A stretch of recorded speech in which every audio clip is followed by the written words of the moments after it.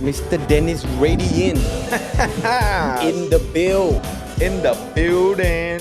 I don't have the air horn here. It's okay. We do our own sound effect. Man, What's up, Nigel's Bucks? what's up? How you? I am okay. I am alive. I am showing my legs and all my hairs. That's what's up. Sexy. Guess what? I posted a story earlier. I went to the gym. I said, I'm recording episode 03 tonight. Okay. This guest makes me feel like I need to hit the gym first. Guess who? Everyone got you, bro. Really? Yeah. I'm so surprised. Like, everyone is Dennis. Like, dude, can you give me at least another name? You make me feel dumb right now because my question seems too easy, bro. Too easy, huh? Yeah. Too obvious already, yeah. Too obvious, bro. Man. Oh, Shit. but I think because people relate both of us, like we're friends for so Yeah, long, and yeah. I think out of everybody, I think I'm one of the friends who how many of your friends own a gym? Right. That's so- true. That's true. So probably I'm the closest lah. Yeah, man. Shit. So thank you for having me here. Yeah. Just to let you guys know, hi everybody. My name's Dennis Yin. Dennis Yin. This is episode 3. I'm the third guest. I'm very honored to be here to talk to Yo. him for 5 hours. So for all of you guys watching Yo. right here, this is going to be for 5 hours long. So if you want to watch, make sure to double tap and Yo. like the video first Yeah. before you continue watching, because you probably fall asleep. That's why you're a YouTuber. I can't find myself doing that, you know? Like, just, it's so natural for you to Okay. like, hit the subscribe button, hit the like, make sure you push the, notification, the bell button, like, oh my God. No. I think this I need more advice from you, bro. I think this comes with, experience. I mean, Yeah. I definitely didn't start like that. Right, a lot of people right. thought you're like, oh, Dennis, you're such a natural. Okay, okay, we're gonna start straight. Yeah, Start straight, Go, okay. go. So, I think, yes, definitely, I would say I'm comfortable in the crowd, Right. You are very comfortable in the crowd. but it did not start like that. My first stage hosting was Right. on Showdown. So I'm sort of like Right. the backstage guy after Yeah, the main guy, Hafiz. Hafiz. When he's done on stage, then they go commercial break. Then that's Yeah. my part. Yeah. So I do the online one. So for me, it was like online. It's okay, it's easy. Yeah. So the Not so much pressure. Yeah. So the online with camera, that was a little bit more like, I remember the first time it was quite shaky for me. Mm. Then they said, Dennis, every time when we go into break, you go on stage. Hmm. You hype the crowd so that. Oh yeah. Yeah. Yo, shit. I remember that. So I was doing the hype the crowd thing, and I was so excited because that was my first time going on stage, not dancing but talking to the crowd. Right. You know, I remember so, you were like, everybody make noise, yeah. Later when the camera come, 3, 2, 1, you're ready. Yo, I was down there, bro. Yeah, exactly, Oh my exactly in our God. room scale. Now, when that happened, I'm not even kidding with you. My eyes was all teary. I couldn't see a single person in the crowd. Yeah. Because I was like tearing, like my whole eyes was filled with tears because I was so nervous. I can't even look down to the floor. I had to just look straight directly to a black color wall. Yeah. But that's kind of like the trick to kind of like cut off your nervousness. Yeah, and stuff. but I was on stage and my hand, I'm not even kidding you, I was Yeah. holding the mic and I was just shaking like Yeah. crazy. So I completely understand for everyone who's starting to like go on stage for the first time, to do public presentation for the first time. Yeah. It's nerve-wracking, you know. Yeah. But even How did you overcome it? I mean, practice lah, kan. okay, now a lot of people say, Dennis, you talk a lot, it's so easy for you, right? I studied communications and psychology in college. Okay. All right. Now that didn't even help me. I was still nervous every time I go on stage. True, You know, true. like presentation in class Hmm. versus going on stage in front of hundreds and hundreds of people who does not know you. Hmm. It's a very scary thing. So how I overcome it is literally like what everyone does. You just do it a lot of times. Yeah. Right. So every single time I go on stage, even up until today, I get nervous. And Okay, for this podcast, do you even have 1% of nervousness or no? no. Okay, Okay. that's good.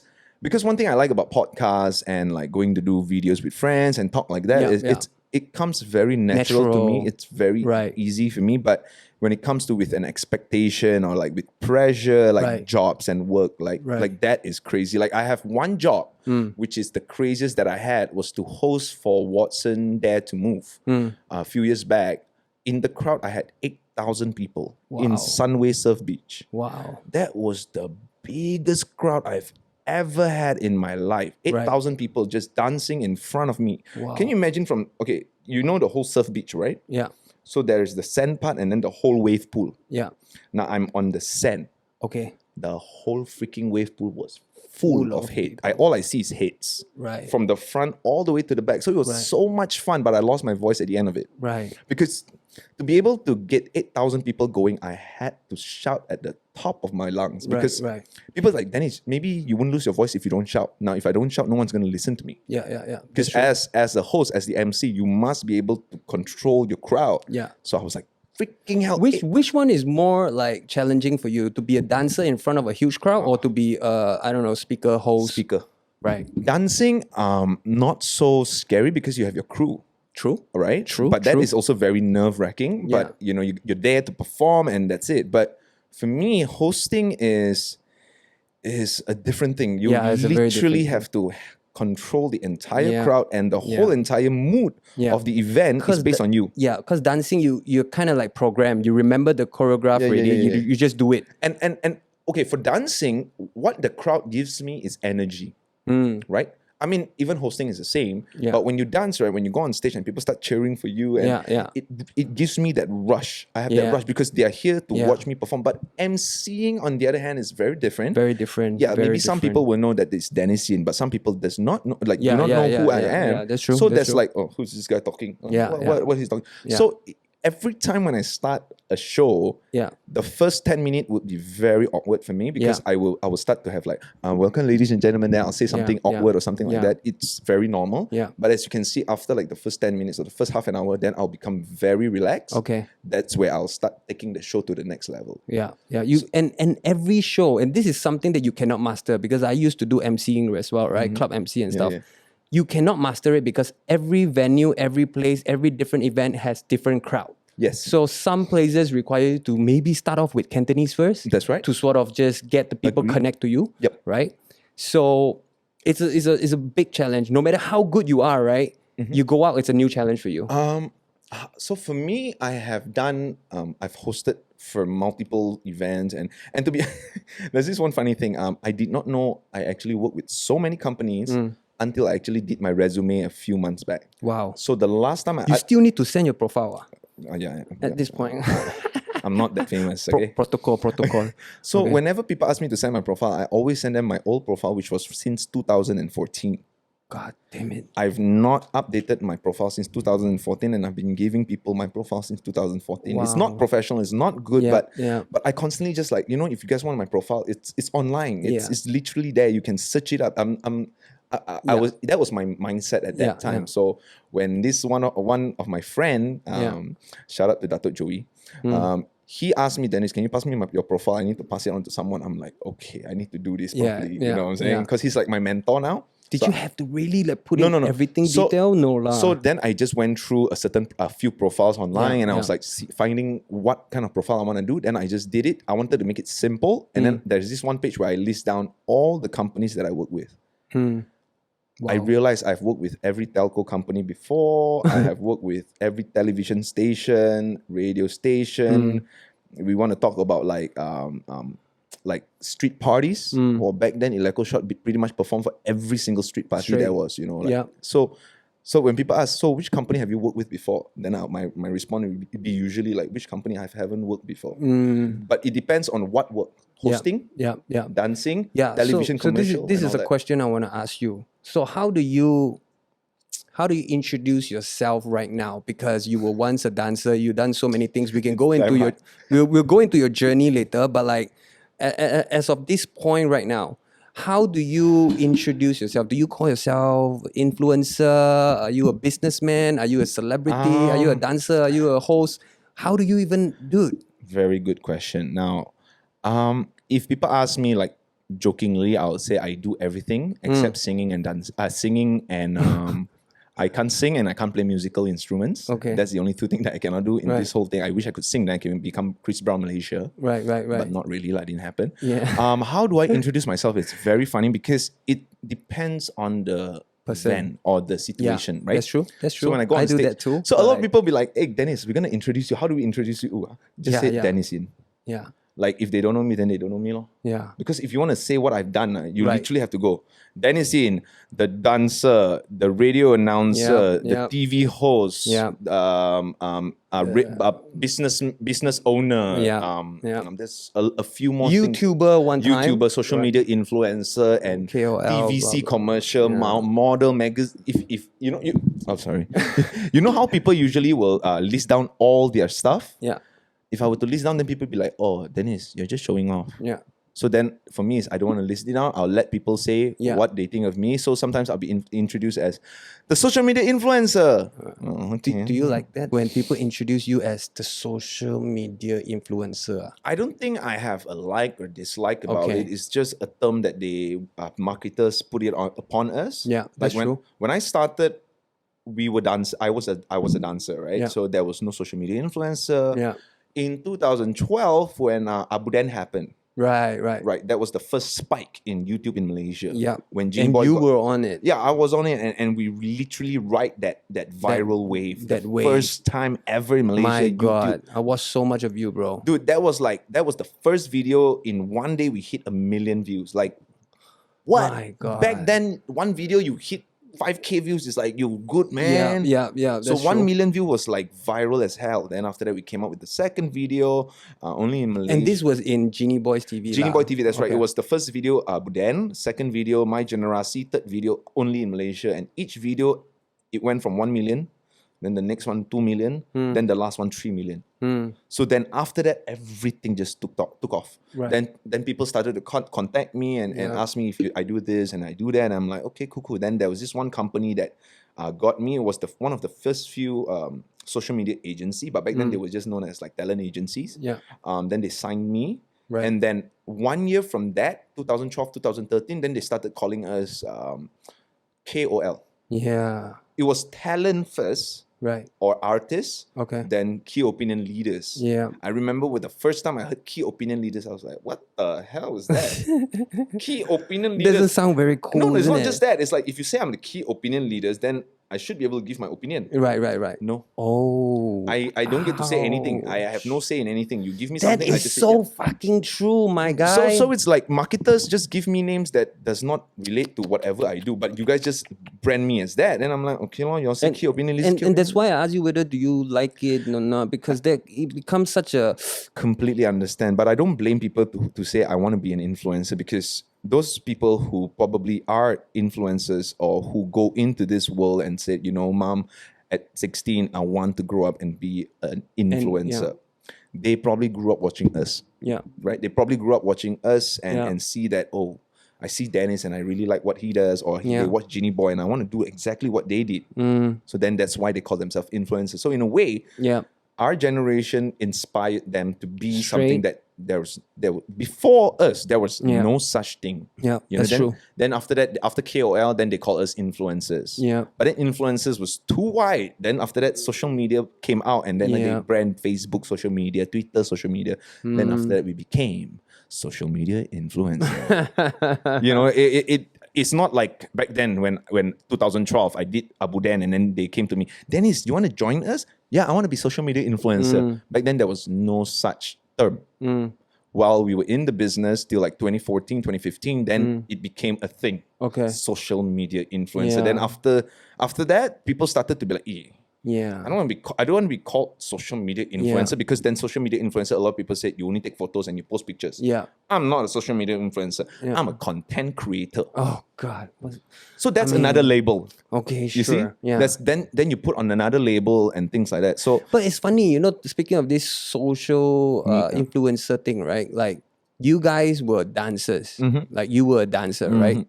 You were really part of the culture. I was competitive. You have talent. I was competitive dancer. Like if you think that, oh no, Dennis dance for fun.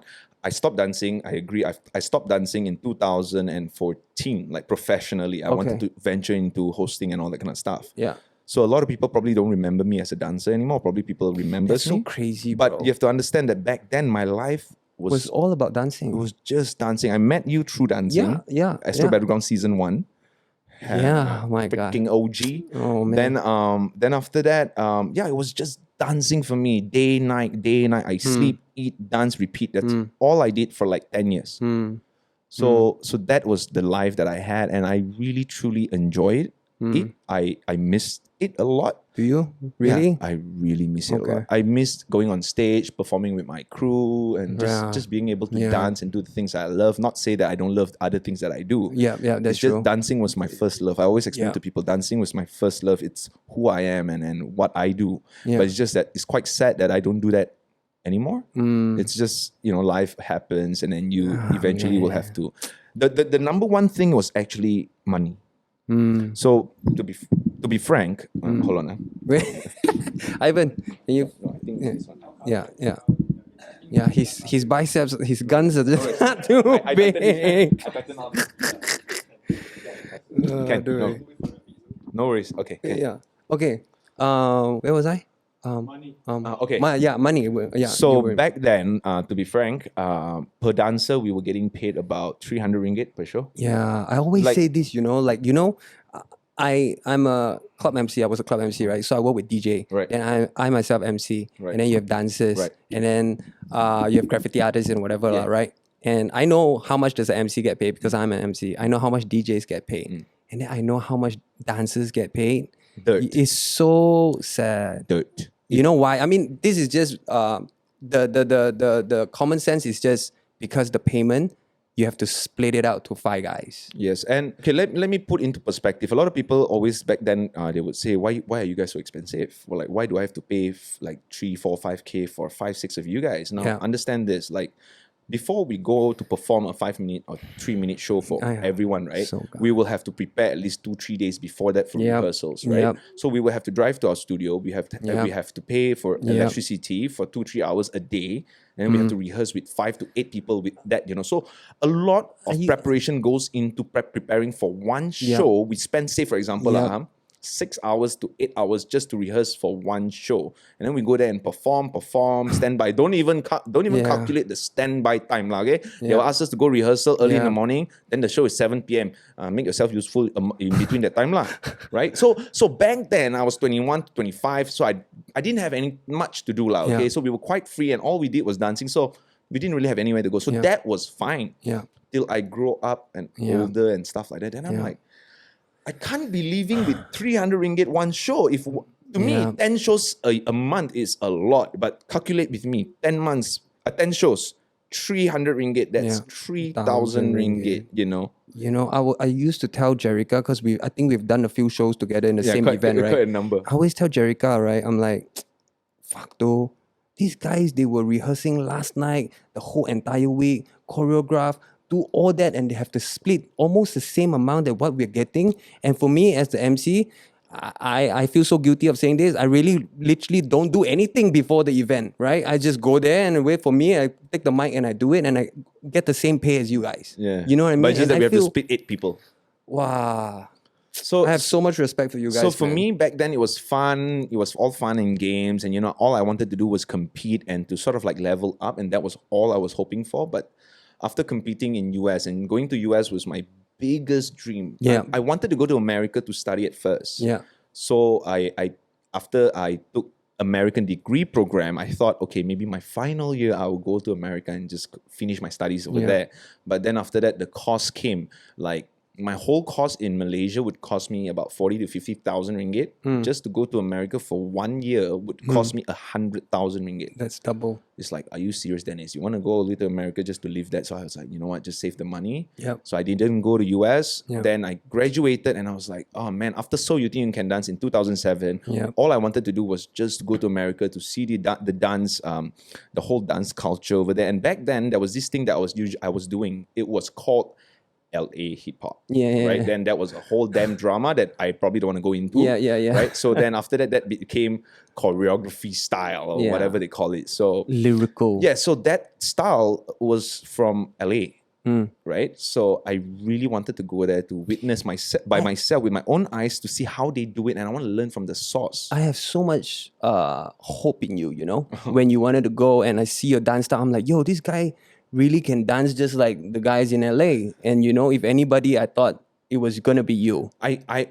invested a lot of my time watching YouTube videos Yeah. and researching for all these dancers. And to be honest, if back then I had no mentor, or I did not have anyone else that was in the same style as I was. Like Yeah. back then, Yeah. Electrical Shot, they were doing mostly like animation, Yes. more popping and stuff. So Yeah. they were watching a lot of And Jap- everything was so synchronized. So Electrical Shot was actually completely different from what I You dance. do. Yeah, When you joined ECX, I was like, what? How is it? How you guys gonna blend? how we're you gonna know? blend, right? Because I was completely different from Electrical Shot. And before I joined Electrical Shot, I did not know how to count. I did not know how to count 5, 6, 7, 8, Eight, 1, 2, 3, 4, 5. Nah. I didn't even know there was a 1 and a 2 and a 3 and a 4. No. All I do is boom, kaka, boom, boom, kaka, ay, kung, kung. Hey. All that kind of shit, right? Yeah. So A when lot I, of feels. Yeah. You know what I mean? Like you have, I feel like, I was full on R&B, you know. yeah, I you just, have so much soul, bro. I just was full on that, and like, I just want to do all that, you know. But then after that, when I joined Electrical Shot, then Chris, I remember he was saying, Yeah. Dennis, you need to lower your expression yeah. because your expression a bit too over. Really. Yeah. It doesn't jive with the whole crew. Then I'm Yeah. like, oh yeah, Yeah. true. Because Electrical Shot was the fierce, serious kind. Yeah, everything hitting Yeah, the yeah. beat at the right So time. You one know? good thing about me collaborating with Electrical Shot at that point was that eventually Electrical Shot slowly switched from a fully serious one to Yeah. let loose a little bit, because Yeah. I was super chill. Yeah. Yeah. And Electrical Shot together with Chris, they were quite tense, Yeah. and they were serious with sunglasses, animation, like robots. Context. Electrical Shot used to be like the biggest dance crew in Malaysia. Like Man, you guys tap out every fucking competition, bro. Every event we go to is Electrical Shot, bro. it was- And that's how we got closer, you know, through these events, you know. every event we would see each Yeah. other, right? Now, a lot of people said you guys were the Electrical Shot, the best dance crew in Malaysia. I would always say we are not the best crew in Malaysia. We probably are the favorite crew in Malaysia, because you cannot say the best because today I'm the best, tomorrow that person compete, they more on form than they the best. Yeah. You can't say the best, but if favorite, maybe we were, right? And at that point, all we wanted to do was just compete, because to me, competition was the only way I can improve myself. That was the only reason why I joined so many reality TV shows. So Yeah. You Think Can Dance was the first. It was my... How old were you when you joined So You Think You Can 19. Dance? 19, huh? Yeah, I was actually in a cheerleading team before I joined So You Think You Can Dance. Right, Because right. at school, I couldn't cane because I was dancing in class. Wow. So the only way I could get to sort of like choreograph was to start a cheerleading team. Yeah. And then I choreographed for them. I was the captain, right? I was cutting pom-poms together with the girls. But the only thing I couldn't do was to compete with them. I couldn't go on stage with Yeah. them, but I was with them all along the way. Yeah. And I choreographed and everything. So that was my first experience. Then from there, I went on to join Charm All Stars, which is the national team. For 1 whole year. And then I improved myself. I gotten my abs through it. You know, I gotten stronger because I was training with the cheerleaders. I had to throw the girls like this and that. So that was fun. And then when the end of 2006, right, I was 18. So You Think Can Dance, ATV, they announced that there was Yeah. going to be an audition. And I was watching 2 seasons of So You Think Can Dance America. And I was like, oh my God, Yeah. I want to be a part of the show just to see how it goes. I Yeah. have like, I knew I won't be able to make it. Yeah. Like, come on.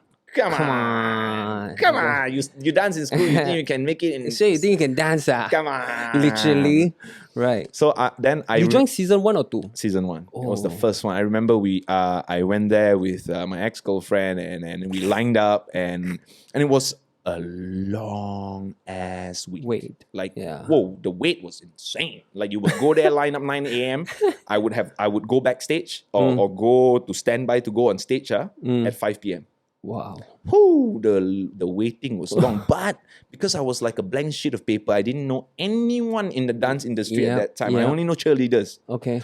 So that was an eye opener to me, to meet so many dancers, to speak with them, to see where they came from, Yeah. and all this kind of stuff, right? So Yeah. I learned so much, and then I made it through to the boot camp. Okay. So happened, the judges saw something in me, and then they said, okay, I will bring you to the boot camp. So I went to the boot camp, and then it was about 2 days long. We had to learn about 3-4 choreographies, and then we have to perform for the judges. Bro, that time, bro, Bruh. I've never taken choreography from people. I've never taken dance choreography. I've never gone for dance class before that. I've only done cheerleading. Cheerleading is everything about angles. And then suddenly now they have boom boom ka, a 2, a 3, a 4, a boom boom ka. Whoa, hold up. What? What are you talking? All I know is 1, 2, 3, 4, 5, 6, 7, 8. Yeah. So that was a whole new world for me. Yeah. But then after I finished that, and we waited, and then I remember they kept me till the last. So at the end, there was 2 boys, me and another guy. They brought us both on stage. Yeah. And then they said, there's 2 of you, but 1 spot left. Oh shit! They put you on the Dude. spotlight, Bro, bro. and both of me and him, we look almost the same. We were wearing white singlet, black pants. I looked at him, he looked at me, then we were like, oh my God. And he was pretty good. He was actually my friend since day one. We were there and we start talking and all. Do you guys still keep in touch? No. Oh. I very long never see him already. Okay. It's 2007. Right? Then they announced my name and congratulations, Dennis, you're in top 20. Yeah. Oh my God. I remember it like it was yesterday. I was Yeah. like, shit, I made it into the show that I dreamt of. I didn't even think I would be in it, but I was in it. What happened in the end? Did you win or not? I got second. I came second First after was who? Alam. Alam. Yeah. Alam Wakaka. Yes, that's right, Alam. So Alam got first. I lost to him by 3%. And this was voting, right? Yeah, it was- SMS voting. Yo, this was so long ago. Do We you think that SMS is voting. real? Yeah, it was definitely Okay. real because Okay. they deducted everyone's money. I mean, that's for sure. Okay, lah. We keep it there. But to be honest, I honestly Yeah. do not know because Yeah. usually we don't get to see the, Yeah lah. the computer or the Yeah. system. It's or okay, lah. You anything don't want to know, lah. like that. I don't. Number 2 is good. No, It's a huge step for you, For me- considering that you just danced. exactly You just started. that competition literally and this opened. was ATV. Is it? Yeah, ATV. And okay. this competition literally put me on in the eye of the public. Yeah. And then I remember the first time after like maybe on the 6th episode or something, I was walking in Wanatama. And then suddenly there was just this one kid who saw me and it's as if he saw a ghost. He was like, he looked at me, hey, mommy. He was literally like that. I was like looking, and that was my first time. I'm like, what the shit? Do I have something on my face? Yeah. I was like, what? Why you looking at me like that? Yeah. Then after that, the mother came to me. Oh no, you're Dennis, right? That was my first time somebody who I don't know say my name in public, and I'm like, Whoa. wait. Why you know my name? Bear in mind, there's no social media at that time. There was no social media. Got Friendster. Friendster. Okay. Friendster. Facebook was the first interface. Yeah. Your kids probably never see before. Then after that, I remember the mother said like my son watches you on So You Think Can Dance, and he's a huge fan of you. Can you please take a photo? That was my first time. It was a big thing, bro. It was like, oh my God, got people want to take picture with me. And at that point, for me, it was more like, oh my God, there are actually people out there who appreciates my talent. Yeah. And you have to understand, when I was in high school, all my people that was in the school, every time when I'm dancing, people would walk past and they would only say one thing, Poyo. Ikaw ni Poyo lah, menari Poyo lah. Yeah. And not even kidding with you, like back Yeah, then I would serious. play basketball. I played all sports. Okay. I play basketball, I play softball, I play hockey, I play bowling, I play You do a football. lot I of play, shit, bro. I don't know how many things I play, but most of them I'm not good at. So I'm always at the bench. Right. So when I'm at the bench, I don't sit. I will be dancing at the corner. Wow. So there's a bench, then Dennison is there. He'll be dancing. Handstand, 6-step, popping, whatever. Right. Like what you want me to do, bro? Like y'all will never put me in the game, so I'm just I'm gonna- stands at the side. Yeah. Like they will put me in the game, goalkeeper. And the ball will always be at the other end of the court, you see. So we're playing in the school, it's a full court, right? So they're always there. Like that keeper will kick, then my friend will take the ball, half, then go back in there. Yeah. Then I'm like, oh, so the ball's not coming to me. Okay, well, then I'll just do handstand at the corner. Lah. So I'm always just doing that. Then friends will laugh at me, and I was always making jokes about it and stuff Yeah. like that. Yeah. But then flash forward a few years after that, when I meet all these people back in the club, and they'll be like, oh my God, Yeah. this is my friend, this is my Yeah. school friend, this is Danny Skin. I'll be Yeah. like, bitch. Bitch. I go yang panggil aku Poyo, now you say I'm your friend, ask me to Yeah. teach you how to dance. Yeah. Yeah, that's crazy. Back So- then, serious though, when you actually like dressed up hip hop or you're into this hip hop thing. Lord. Oh Lord. I used to go down to KL, the Malay boys would kacau though. Bro, Hey, hey ha, hey ha. Hey, ha. Yo, Wow, because the time Too Fat came out. Yeah, Too Fat was yeah. literally why I started b-boying. Oh shit. So it was like in April, and I remember it was Hari Guru, and then there was these 2 boys. They were singing Malik and Joe, Anak Ayam. That was my first time listening to Anayam. Then wow, punch party, and yeah, right. So then I saw these two guys. They were rapping, and then one of them did a flare, and then after that he did handstand, and then he did this Caesar's hop, and I'm like, oh my god, that's so cool. I want to learn that. So I started learning from them. I made friends with them. Shout outs to Joe, shout outs to Malik. So I learned from these two boys who were doing Malik and Joe's music and everything. And I remember I was like learning how to do the six step, how to do handstand, until one fine day I was doing a handstand and the guy looked down to me, tapped my stomach. Perut kau buncit, huh? Oh. I remember I came down from the handstand, sat at the side, and then I walked home really sad. And from that day onwards, I told myself, I don't want to break dance anymore. Oh, I thought you were gonna say I need to get six packs. No, I told myself, fuck man, I got perut buncit lah. No, Cannot dance. Cannot dance. Go home lah. You'll never look good like Dennis. You never be cool lah. Yeah. So after that, I remember I stopped dancing, and then I cannot stop. I really love dancing, right? Like, because I can't sing, and the only way I can express myself is through my movements. Yeah. Right? So after that, I remember the next thing I did was learn how to pop. Whenever I'm in class, I would put my hand on the table and I'd be like, how do I do wave? Up, down, here, go. That time got YouTube or not? Don't have yet, right? Whoa, how do you learn? How do you learn? You sit in front of the TV, and do your wait. homework, you turn on MTV, you wait until Usher, Justin Timberlake or somebody appear or Rain.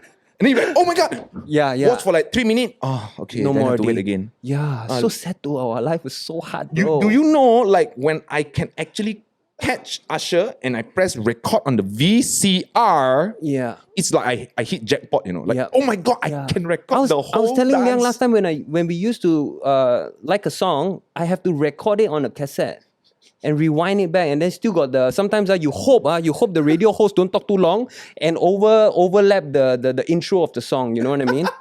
God damn it, so hard, bro. Dude, okay.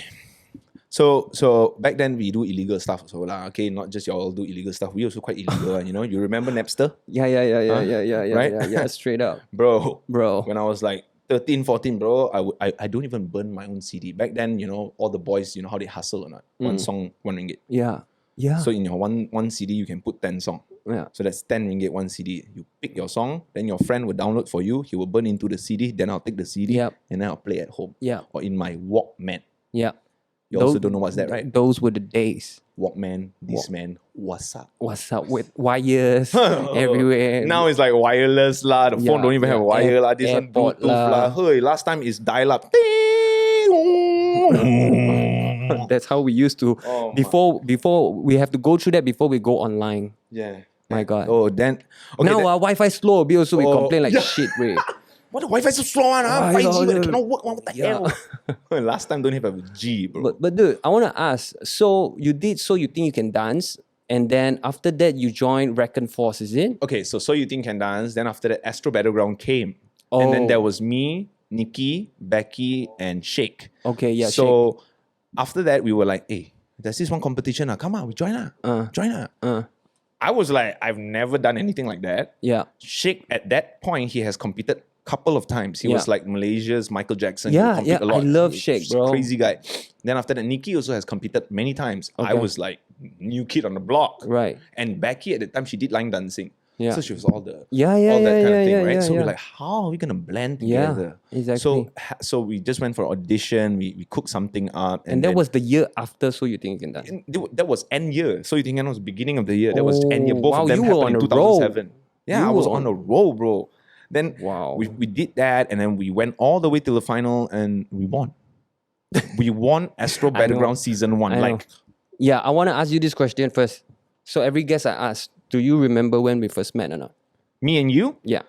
I remember going to Echo Parks. I think I met you at Echo Park. And then after that, I think it was in the office. Yeah, my man. I was in the office. Then I remember he was there. He's like, what's up, man? I remember I see your table.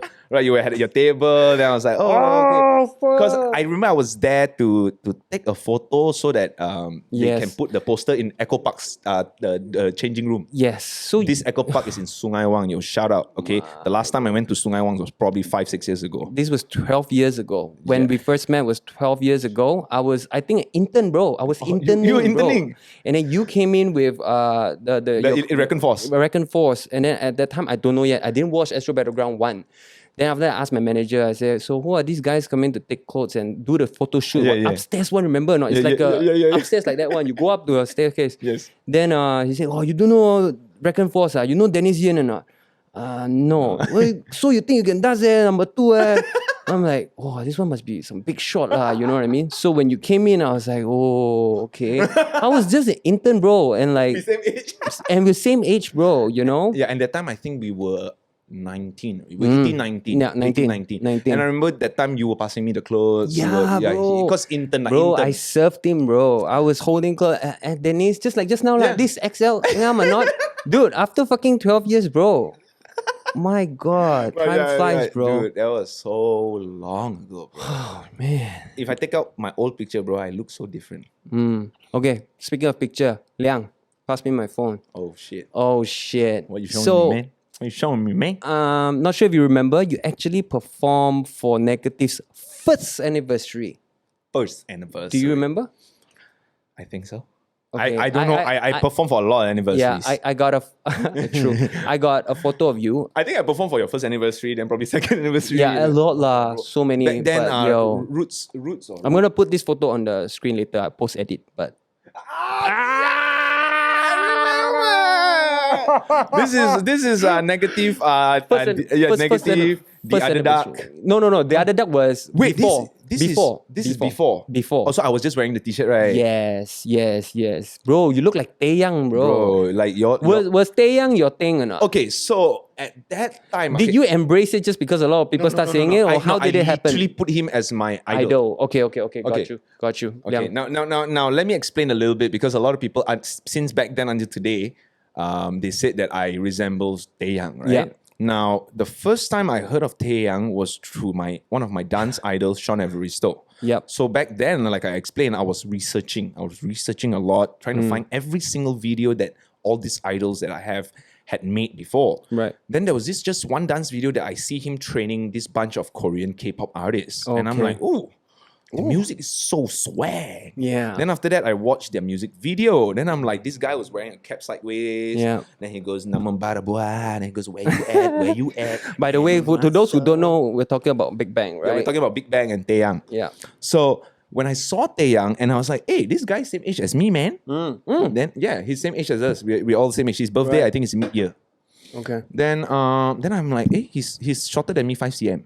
Okay. Wow. Then That's very one precise. thing that I saw very similar was because I like mohawk hair at that time. Okay. But I just couldn't find one that suit my face. Then I saw his jawline look kind of like mine. Like, hey, why me and Taeyang like same jawline? And at that point, I wanted to have my mohawk, but the problem was whenever I do a mohawk, right, my front fringe will sort of like come out like that one. Yeah. So you look like a rhinoceros from the side. Yeah. I mean, it's natural. What? And it doesn't Mine help. was worse, bro. And it doesn't help that my face looked like a dinosaur. Okay. So I literally look like a fucking T-Rex or something like that. Like no, the Triceratops. And that's why you shave the front. So then when I saw Taeyang say, I'm like, hey, let me try that. If I shave the front, then my mohawk will go straight up instead of going front and up. Yeah. So then I shaved the front and the thing just... Yeah. I was like, I see you, Taeyang. I see you. I'ma bite that, bruh. Right. I'm coming at you. So, and then... did you do a wedding dress cover, right? I think, did you? I did, no, I didn't do a wedding dress cover. I did the Ringa-Linga-Ling. Ringa-Linga-Ling. Because that time there was this competition and it was by YG and I'm like, I want to get noticed by them. Let me try. I got second or third most viewed in there. So I was like, oh, okay, I didn't win anything. But it was great. You know, until today, I think I have like close to 800,000 views. That was like my most viewed one because at that time, Ringa-Linga was the thing, right? Yeah, it was the hit. Yeah, so yeah, man, it was because of Taeyang, and I keep telling myself I want to have abs like him. I want to have smart body like my body like him. And I remember when Taeyang came down here for a concert, I went there. I went for his concert, and from watching him, I looked over and told my girlfriend. I told her, I was like, I'm actually bigger than him. Yeah. At that point, I was like, thick man. Then I look at him, Taeyang not so buff, huh? Then I look like, oh shit, I just got bigger than my idol. Right. And I was like, okay, then from then on, then I was like, okay, then now my goal have to be somewhere else already. Now that I'm already quite buff and quite, I had abs and all that. So then it went on from there. But shout out to Taeyang for starting everything for me. Okay, speaking of Korean artists, I have to say thank you to you. Oh? Because up until today, the biggest artist that ever wore Negative was through you. yeah. Tell them, who is it? It was J Park. God damn it! God damn it! No joke, J Park used to, okay, not used to wear, but he was rocking the cap. So he wore a negative cap. Please tell me again, because I cannot remember. I'm Okay. saving this for the podcast. Okay, so tell me how did it happen? Okay, so and then I'll tell you what happened later on my side. Okay, but yeah. okay, go on, wow, go ahead. I've never heard that what happened Exactly. because it was not on purpose. Okay. It just happened. Yeah. How it happened. So I will take away some of the juicy stories. I will probably let you know how I met him. Okay. That is for him to know, but y'all cannot know. Huh? But what happened was the day after I met him, he actually hit me up. He said, "Hey, Dennis, after my appearance at a school, I'm going to be playing basketball. After that, would you want to meet up and probably we can we can session a little bit?" Wow. Or then I'll be like, "Oh, sure." Then he said, Wait, at that point, do you know him already? Nah, bro, No. I- So he hit you up where? "Okay, Facebook? so how this happened? Huh? yeah, okay. Go. I went for his concert. I think it was by DG at the time. I can't remember what year it was. Oh no, I can remember. I remember. I remember the video. It's 2012.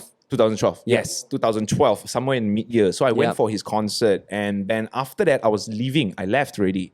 Then Genie Boy called me because Yeah. Michelle was back then working for a music company, and Okay. she was sort of like handling him or something like that. Yeah. And then he said, they told me, J Park and his whole team is going to go to Zouk. They're going to go to Yeah. Aristo. They're going to dance there. It was a weekday. I'd be Yeah. like, eh. Then Jin was like, "Hey, Dennis, come. Yeah. There's no other dancer here already. You come, Yeah. you come." Yeah. I'm like, "Oh, that because I have to." When J Park is here with a bunch of really good, Man. amazing Korean dancers, back then when you don't meet a Yeah. single overseas dancer except Yeah. Malaysian dancers, to Yeah. me that was like, I have to go. I You have need to the biggest link up. event of my life. I have to link up. Like I need to learn from Every- dancers. At that time, I was just like, "Oh, J Park is J Park," but I need to meet the dancers. Yes. So then I went there, and they were real chill. They were real cool. They were just Yeah. in singlet. J Park after his concert, just wearing some Bulls jerseys, dancing there. Then I'm like, "Hi, J Park. My name's Dennis." He's like, "What's up, dude? What's up, dude? What's up? Yeah, man. All right. Hey. You dancer, man. All right, Yeah, man. Cool, alright, man. man. J Chill, Park lah. you know. Then after that, okay, flash forward the next day. He asked me if we can meet up and all. So Okay. his event was at Sri KDU. It was in Kota Damansara. So I hooked up with a friend of mine. His studio was just nearby there. So we Okay. went to his studio, which was where I shot the video with J Park. J Park learned my choreography in like 1 hour plus minus. Then after that, we went back behind the studio downstairs at the alley there, and then he just shot the video with me. Right. So J Park at that time, he was not wearing his cap. Yeah. So he was like, "Hey Dennis, do you have any extra cap?" I was like, Oh. "Oh yeah, right here. I have one right here." Then I was actually wearing the cap, but he said this cap looks cool. I was like, God damn! Say that again. yeah, he said, "Hey, that cap looks cool." I'll be like, I literally took off my cap because I was wearing it. I said, "You man. can have it." My man. So I believe I don't know whether he kept it or not, but I gave it to him. Okay. After he wore it, I said, "You just keep it, like you just keep it." Right. Right. Right. So I gave it to him, and then he wore it for the video. It was Yeah. it was It was a reverse end. it was the reverse, and that was Yeah. like one of your first few caps, right? It was your first few. I love that cap. I wore that. Okay, to be honest, I feel bad at that Yeah. point when J Park asked me for the cap. I probably wore the cap for like at least a year already. Yeah, yeah, So through yeah. all the dance competition, all the performances, I was wearing that cap. Yeah.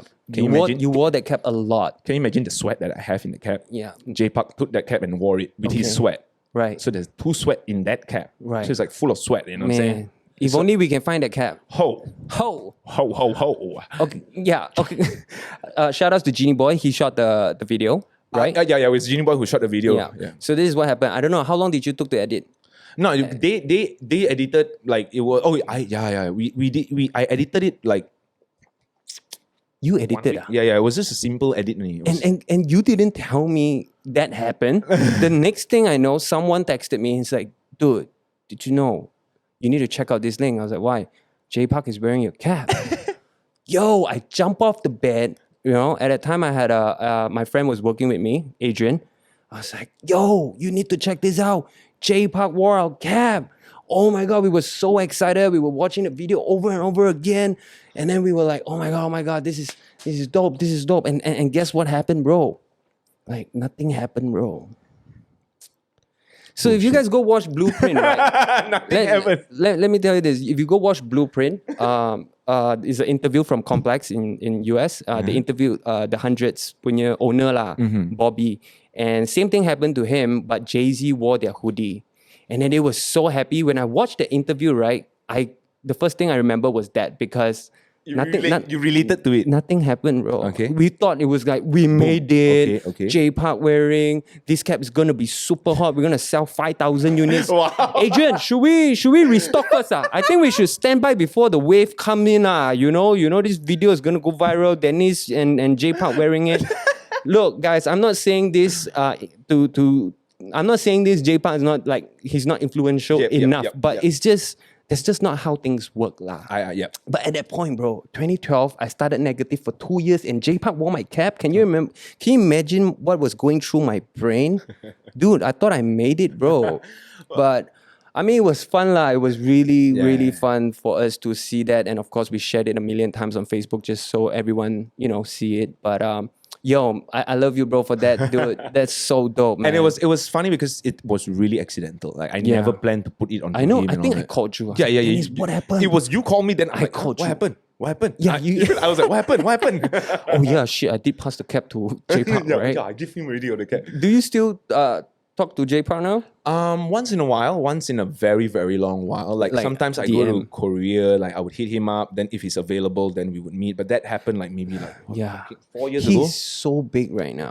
Dude, back then and now. I mean, back then he was already big for me lah. Yo, right? when I met him, he literally just got kicked off from his team, 2 p.m. 2 p.m. Right? Yeah, he was like kicked off like 6 months to a year. And then Wow. he was just rebuilding Yeah, himself. with his YouTube channel, And dancing and all that. So he was really at this place where he was really low and he was really trying to pick himself up. So when I spoke to him, dude, like But I feel like because of that of what happened, he's so grounded. oh, like He's so hungry, bro. dude, when I met him and I spoke to him, like he was so real. He didn't cap, he didn't lie, he did nothing. Yeah. He was honest. He was like, oh, this happened. Then I asked him about Korea and why this. He was like, oh, this happened. He went from Seattle, he went to Korea. He didn't speak an inch of Korean. He had to learn. So it got me to really admire him as an artist and to really his story respect is him. so inspiring. Because can you imagine you're from Seattle, you only speak American English, and then here comes an audition. You went on an audition, they pick you. You're a b-boy, but they pick you to dance and sing. You went to Korea, and then you sign yourself for 5 years. You're just gonna stay in Korea and then sing and dance, and then you're there, and you don't speak an inch of Korean. Yeah. You're gonna be it like was so lost hard child. for him to sort of adapt to the environment. Yeah, so that was his struggle. Yeah. And then because of that time, it backfired a few years after that when they said, "Oh, J Park tweeted this." Yeah. And that really I think it was a MySpace text to a friend. Someone So managed to screenshot it, and they blew it out of proportion, Oh and J my Park God. really lost everything. And then look at him now. That guy, dude, he. now J it's Park, all, I'm not sure if you're watching this, but shout out to you, bro. Yo, shout outs to you, man. Yeah, he's killing I'll it. send you more caps, bro, if you will. Oh, but like, man. shit, I'll send you everything. But man, you made me a very happy kid. Yeah, so That was fun. I mean, if I had merchandise and if somebody like at his status would wear my merchandise, and he's still relevant up until today, and he's always stepping up. That makes me just go like, not dude, just that. Look at all the artists that he's signing. Oh, Oh, yeah, my AOMG. God. Yeah, AOMG. Oh shit. yeah, that's crazy. Yeah, man. So I really looked up to him, and for him to be so humble and to be just speaking to this one Chinese dude from Subang Yeah, Jaya, that's like so crazy, bro. like whoa, what's up? And he's really humble. Yeah. Really, really down Yeah. to earth. Yeah. And yeah, man, I go to Singapore. There was this few times that he was there, and we hung out, and he's so chill with all the Singaporean artists. And that's Yeah. when I go, actually, artists, celebrities, and normal people, everyone's the same. Yeah. And if you know how to talk to people, you don't make them feel like you are here for something. People respect you, and you'll be able to hang out with them, lah. So that That's was true. exactly how all this happened. So I was very lucky, lah. I was very lucky. Okay, I want to jump back a bit before you join all this because there was once we shared the stage, we shared our journey a bit in Judgment Day. Shout out to WC. You shared this one part which I was like, God damn, I didn't know that. And you said you were once a clown. Oh. You don't talk about that, so you want to share a bit of course, more. of course. I'm always very proud of my clowning days. I would Clowning say. days, yeah. So I actually shared this a couple of times. Now, if you guys this is your first time hearing that, my first job ever was a clown. First job like what? After high school, you No, bro, 14 years old. how are you a clown when you're 14, bro? God damn. Yeah, exactly, bro. Did you get paid or not? Of course, bro. God damn, hustlers, yeah. Of course. Okay, so this was how it started. I'm not sure how many 14 years old nowadays got job, but I'm pretty sure your pocket money is way more than what I got paid. Wow. So you don't have to work, right? So, I thought you were asking him to be a clown, but so okay, so I was 14, and I remember all my friends at that time when school ended, they had a part-time job. They were working in Summit USJ, Sunway Pyramid, looking after a store, getting paid 2 ringgit 50 cent to 3 ringgit 50 cent. Best pay was 4 ringgit per hour. Okay. That kind of job, you know, Okay, and they were yeah. like 14, 15. And I'm like, Mom, everybody got job except me. I never even go for interview. I never even go to Summit to like walk to shop. You guys looking for something to work, you guys. So all my friends started to get jobs in Summit. And I'm like, this is not good. I don't have a job. At 14, At 14. yeah. And then my mom was like, At 14, you're already comparing why you don't Yeah. have a job. Okay. Then after that, my mom was like, oh, there's this, your sister's best friend's father is doing this, blah, blah, blah. Why not you go and meet him? He could probably use some help to do clown and all that. So I went to his house. Then he pumped a few balloons. He taught me how to So make wait, when they offered you that, you did not cross your mind like, be a clown? Bro, they were paying me 80 ringgit per day, bro. My man. God damn. Come on, man. Come on, man. 80 You- ringgit, man. I was balling at 14, man. I ain't going McDonald's, bro. You know what I'm saying? No. So I was, my first pay, like my payment was 80 ringgit a day. I had to work. Okay, so we had to stand by about 8 to 9 hours, but we will work 10 to 11, 12 to 1, 3 to 4, 6 to 7, or 7 to 8. So Okay. each slot will be an hour long. Then we will have breaks in between. Where is this? Genting Highlands. Genting Highlands. Yeah, I was working What in did you have Genting. to do? You just give out balloons? Or? So in every hour, it's different. So, but most of the time we are making balloons for kids. That's Okay. all that you see clowns in. But you were a kid. I was a kid making balloons for God kids. damn. Yeah, legit, bro. So it was quite weird, but it was fun. It was really fun to be able to. I mean, you're a kid. Okay. So In did you have to Genting like Highland, yes, I had to do my own makeup and all that kind of stuff, and put on all the hat wig. and the shoes and Yeah. everything, and then Wow. walk up. And every one of us, one thing that I learned from the other clowns is that everybody have their own skill sets, right? Aside from doing balloons, some knows how to do magic tricks, some knows how to eat fire, some knows how to cycle on a unicycle. Okay. And I was like, oh, what's my, so then that's where I slowly started to learn how to do certain magic tricks. I started to learn how to do certain things and skills here and there to be able to entertain the crowd. Right. And that was really where I believe Dennis Yin, who stood like Dennis Yin today, Yeah. was made. Yeah. Now, to explain to everybody, before I became a clown, I had low self-esteem.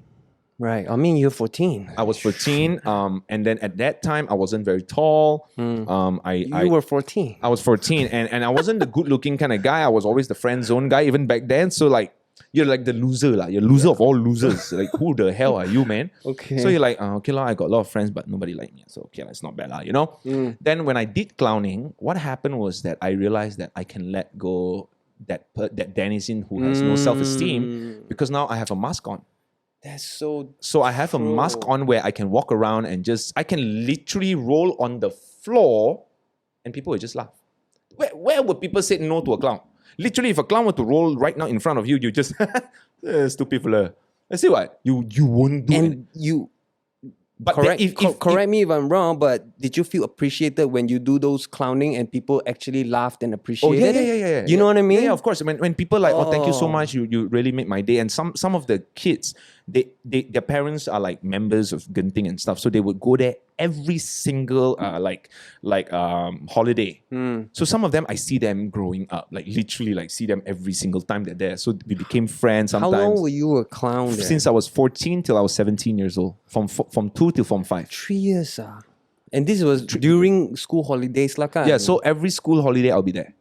Even when there was SARS, I was in Genting. So I was doing balloon for nobody lah during SARS time. I remember I was at SARS there. We were all just playing our Chinese yo-yo. They were doing unicycle for ourselves. There was nobody. That was the best. I was getting paid, but there was nobody to entertain. Right. Then we did balloons for the stars. We did balloon for people doing the wax hand. I did balloon for people at Ripley's Believe It or Not. Then they let me go in Ripley's Believe It or Not for free. I did balloon for people at OSIM. They let me sit at OSIM chair for free.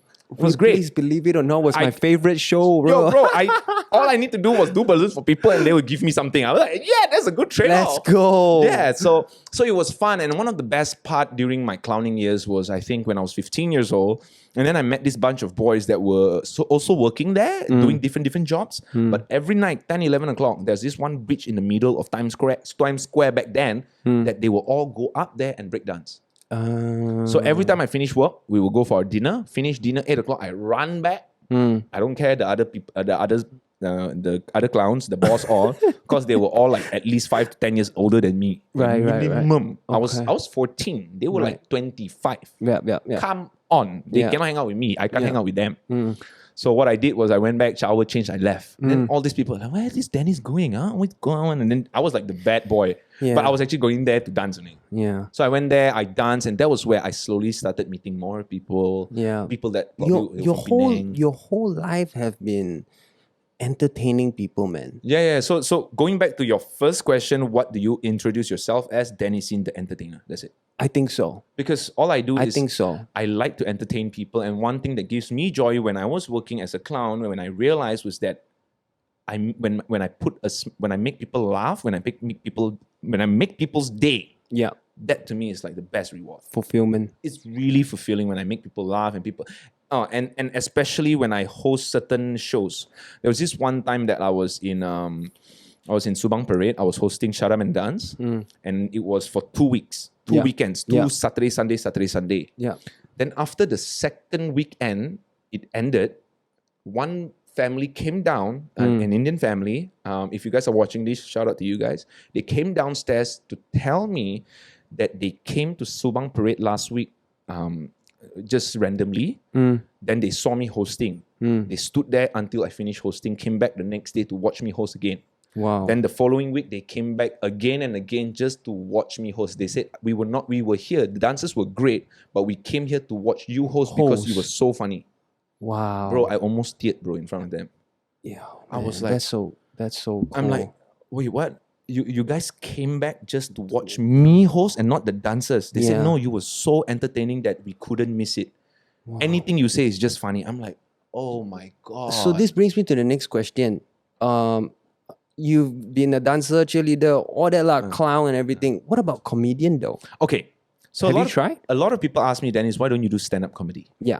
For me, I take emceeing as a stand-up comedy show. Already lah kan. So yeah. I'm always I'm on stage. Then I always see other MCs, and one thing that I think separates me from other MC is that every single time I go on stage, I'm Denisin. That's Right? true. Like if you've seen me MC Yeah. before I go on stage, what's up, everybody? Yeah. Hey, make some noise. If you guys don't make noise, I go back. I don't want to talk to y'all. One more, last warning. Yeah. Then so that's literally how I host. Yeah. So You being you. me being the extra version of me.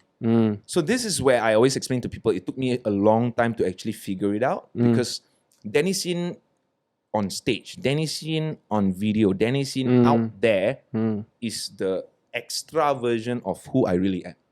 The real Denisin, Do you get lost in all that sometimes? I was lost until I make it a point to separate Denisin in public and Denisin who is Dennis Yin Zhen Huang. The Dennis Yin Zhen Huang is the guy who has a wife, he has a gym, he has a lot of commitments, he has Yeah. bills to pay and all this kind of stuff. Right. And then there's the Denisin in the public where he needs to be funny, Yeah. he needs to be entertaining, Yeah. he needs to be able to do things that other people is paying I him for. swear to God, every time I meet Dennis, whether if it's just Yamcha or just in the events, he is always at 1,000. Like his energy is always at 1,000. He would be the first one to start the circle and start ciphering. He will come over, drink with me, dance, bro. Come on, bro. We in the party, baby. You know what I mean? Like, yo, like this guy never gets tired. But on the real though, do you ever really can you separate like, okay, I'm just trying to do this to entertain people and to do the connection, or is that really you? Okay. Do you ever get tired? That is a very good question. I did think about that. Like, aren't you tired, Dennis? Yeah. Of all I this always wanted to entertaining ask you. people? I've never asked you. Yeah, this. because a lot of people see me and they say like, you cannot possibly be so hyper all the time. Now, for me, sometimes it comes really natural when I have a bunch of people that I've seen before that I know. Like if I see you at event, bro, my energy straight away up. Really. Yeah. You know, like I see somebody that I know. Yeah. But you know a lot of people, bro. Exactly. That's why you are dude. Yeah, actually, I know a lot of people. I actually don't realize that, but I know a lot of people. Yeah. So that's actually quite funny also. But yeah, man, okay, this is one thing that I realize. All the things that I do, and if I do them great, Yeah. it's because of the energy that other people is giving to me. I understand that. I understand at few years ago that I can only function when I feed off energy from others. Yeah, yeah. So that's why every time I host, every time I do something on stage, I need to set the crowd first. Okay. I need to go out But there. that's you giving back the energy that you're hoping that you can fade off later. What? Okay, see, very different. If you go on stage and you say, "Guys, make some noise," Yeah. oh, bro, the whole show is gonna be shit. True. But you have to be the one to hype it up first. Yes. So for me, if they are hype, if they link with me, they connect with me at the start or the first 10 minutes of the show. Yeah, that's what you I got said them earlier the whole. lah. I got them the Right. whole night already. Yeah, yeah, that's true. So that is always my strategy. Go in strong, hold them, and as soon as the first speaker come up, I must be able to capture their attention because the next time I come up, I want them to be hyped. Yeah. So that's exactly how I will always attack all my shows. I always want everybody to be at the hypest, even if it was a wedding show. Every time people, Dennis, are you MC this? Are you MC that? I'm like, I MC for everything. Everything. But you sure you want me or not? Yeah. Are you ready for me? Then if the person, That's so dope though. Yeah. You actually put it up front first. because I've done like menteri punya all the events before. Oh bro, dinners and stuff. bro. Selamat Selamat datang ke Persatuan But bro. You better just ask me record my voice, play there only lah. I don't need to be there. but good money or not? No, it's the same price. Oh, fuck it. But then. for me, not about money or not. For me, it's the satisfaction. Yeah. If there's no fun, the money doesn't mean anything too. I mean, the money means a lot.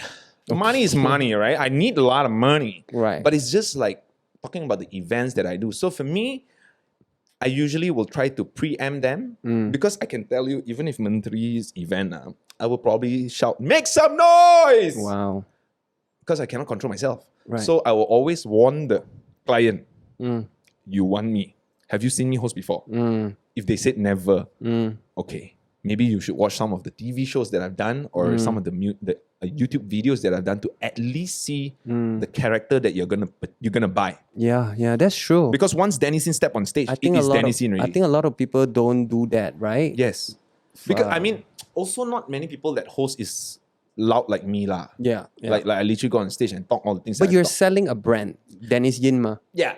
You understand? Yes. So I see that I'm sort of like branding myself as an MC and the style that I do, so that in hopes that when people hire me, they're hiring me for me. Yeah. I And want- that separates you from a lot of different hosts. Yep. I would say so because that is my style. And oftentimes, like from friends, from clients and people alike, like all the peers, they would say like, Dennis, you have your own style and there's hardly anyone that's like you. Yeah. Like you MC, you dance, Yeah. you are a TV host, you're a Yeah. radio announcer, Yeah. you're a business owner, you have Yeah. all these experiences that is unlike any other people that's out there. Because Yeah. other people, they have other things, Yeah. but I'm the only one who has You- the things that I have. That being you is also a power that a lot of people do not recognize that. Being you being is actually a very powerful thing. like what Gary Vee says. Yeah. You are content. Yeah. You are your own content. Yeah. And if you do it well, Yeah. you will be able to create even more content. Yeah, and this applies to not just hosts, clowns, whatever, entertainer as a whole. Yes. If you can be yourself, that is your selling point. That is your USP. And not just USP in terms of your mental health, Yeah, your mental state, your emotional state. Because if you have to be fake, you have to be someone that you're not, you're gonna Yeah. go home and be like, oh man, You're gonna be so tired of that's not me. Oh my god. Then the next day you got a job. Oh fuck, I have to put on Yeah. the face. I was up, everybody, man. But that is not Hey. you. Yeah. So that is why I see, it's not a lot, but there are true. some YouTubers or social media influencers who go into depression or Yeah. certain things, right? It's probably also because they don't accept themselves for who they are. Yeah. So they create a facade Yeah. to put it on social media to sort of like, that is me. Yeah. But it'll take a while before it hits you and be like, Yeah. oh man, I hate everything that I put out. And then there's no Yeah. undo button. There is Yeah. no reset. Yeah. If you reset that, all your followers are gonna be like, hey, that is not you. Yeah. Then you'll be like fighting. That is me. Y'all just don't know who I am. Yeah. Hey, why are you suddenly Yeah. angry? You never show people who your Yeah. true self is. Yeah. And now when people say, hey, that is not you, then you want to fight them. Yeah. You feed them fake. Right. They believe what you sold them. To them, your fake is your real. That's true. Then you show your real to them, your real is your fake. Yeah. So you create a whole entire world that That is- revolve around you with fake and real. Eventually, you don't even know what is real and what is Yeah. fake. You don't know anymore. And then that is where you don't know yourself. Yeah. You don't know who you are. Yeah. And then you go crazy. And then after that, you'll be like, oh, what am I? What am I? But Yeah. if you, from the start, People don't understand me. yeah, but from the start, you stay true to yourself, you keep it real, Yeah. you will never be lost. Yeah. So That's to me, so that's very true. important. To me, That's money very- right there. And that's why I quit club emceeing because I cannot enjoy it anymore. I can't fake it anymore. You know, asking me to hype the crowd, I cannot because genuinely that's just not me anymore. Okay, maybe at the beginning you had the energy, but eventually as you Yeah. progress in life, Yeah. you feel like, oh man, Yeah. must I go to club again? Because I'm Yeah. very sure people look at you and you're MC in club every Yeah. day. Oh fuck, let's drink, bro. Bottle, you're like, happy, hey, bro, let's go. chill, man. This is just my job, man. I come here, I host, I Yeah. go back, man. I'm not Yeah. staying here for the alcohol and stuff like that. Yeah, at one So- point it was like that. Lah. But when we were starting in the things that we do, we were full on into it. Then Yep. after that, you're like, okay, Yep. like, maybe this is not me. Yeah. After you have tasted it, you're like, Yep. do I want to live like that forever? Maybe Right. not. Same thing. I love dance, but do I want to continue the suffering? Because I've tried so many times to try to like push the boundaries in terms of the dance skills in Malaysia and also in terms of like the shows, the payment and things like that. But I just cannot find a way to fight it. Yeah. So I'm like, you know what? If I can't fight it, then I'll just. If I cannot do what I want to do in the dance scene, then I should venture out and try to build myself. I have to be selfish and to open the doors that are out there for me. So then that was when I decided, you know what? I will stop taking any shows and focus on like MCing, hosting, acting, and things like that. Because that time I was already doing YouTube in 2012 till 14. Yeah. So when I stopped dancing, I straight went to like my vlogs, YouTube acting. Then slowly I got like radio, then Yeah. TV shows. Then I Yeah. was slowly doing that. I want lah. to talk about the radio thing, but before we go there, I want to ask you, what do you think about the dance scene right now? Because I'm pretty sure a lot of dancers are watching and they Okay. want to see, what you have to say. You are that one guy who was so good at dancing. And then You were suddenly like I'm the out. face of dancing, and you inspire a lot of people, even non-dancers like me. So I think your opinion is quite valuable. It's very funny, right? Like for me, I feel like I'm still the same 19-year-old boy who started dancing back that's then. true. Like it's very weird for me when people come to me and say, Dennis, you are one of the dancers or you're the face of dancing and things like that. To me, I'm always like, no lah, I'm not. I really am You were not. the hope, bro. No, to a lot of people. No, yeah, bro. and fair enough. A lot of I wouldn't say current dancers. Yeah, of course. Most of the current dancers don't know who I am. Yeah. They probably don't even talk to me. They'll be like, Danny is such an old dancer. Oh my god. I only Yo, watch TikTok, bitch. I got this friend. She is 12 years younger than me. Oh, wow. And I told her that I'll be bringing you on. It's like, oh, okay. She knows you as the Abuden guy. Yeah, it's like, no, wait, sorry. I said, I'm bringing this guy. He's a dancer. You probably know him. It's like, oh, who? Guess, cannot guess. Then I said, Dennis. Oh, Dennis was a dancer. I thought he was the Abuden guy. Whoa, that's when you know you old, bro. God damn. That's when you know you change Your face how face- many times already. Yeah.